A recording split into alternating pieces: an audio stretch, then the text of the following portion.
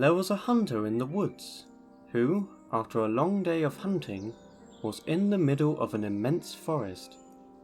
It was getting dark, and having lost his bearings, he decided to head in one direction until he was clear of the increasingly oppressive foliage. After what seemed like hours, he came across a cabin in a small clearing. Realizing how dark it had grown, he decided to see if he could stay there for the night. He approached and found the door ajar. Nobody was inside.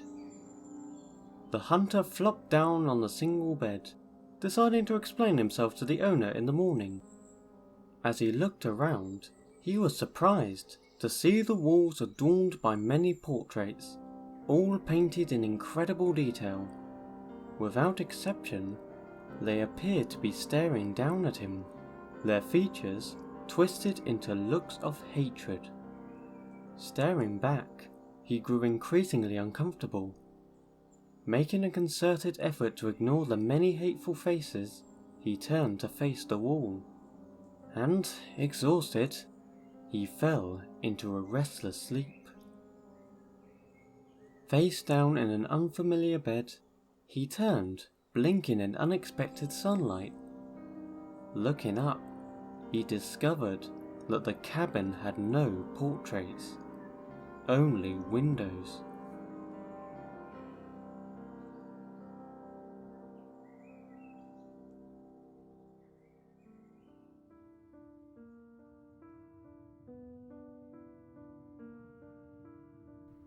In 1984, there lived an old widowed lady by herself in a 2-story house, who was completely immobile and bound to her wheelchair. Ever since the mysterious death of her husband, she required the aid of a carer who would visit her daily to help her with everyday tasks. What made it even more difficult was the fact that the 2 floors of the house were only connected by an old staircase inside. When the old lady needed to move between the 2, the carer would have to carry her frail body like an infant up and down the stairs. One day, the police received a call from the widow.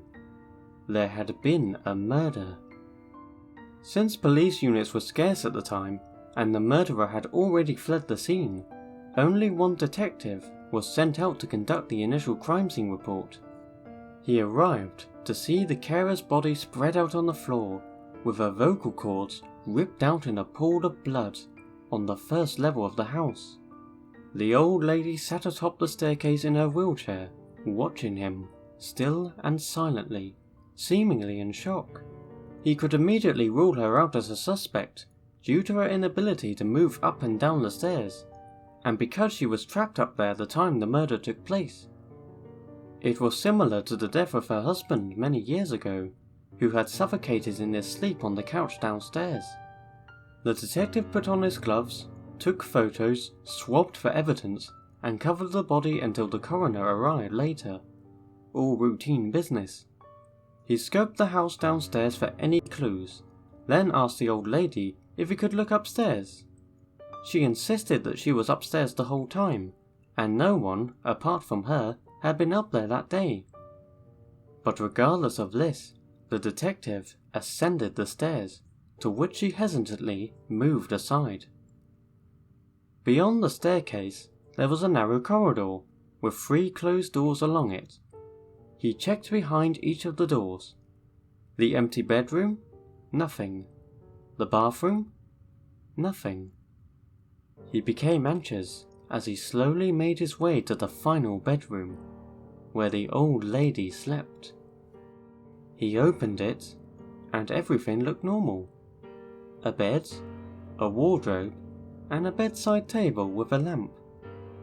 He checked every wall of the room in horror, as it was not what he discovered, but it was what he didn't discover that made him stop dead in his tracks and slowly reach for his gun in its holster. It was a detail so minor that they had completely overlooked it on the last investigation of the husband's death. There was no phone upstairs.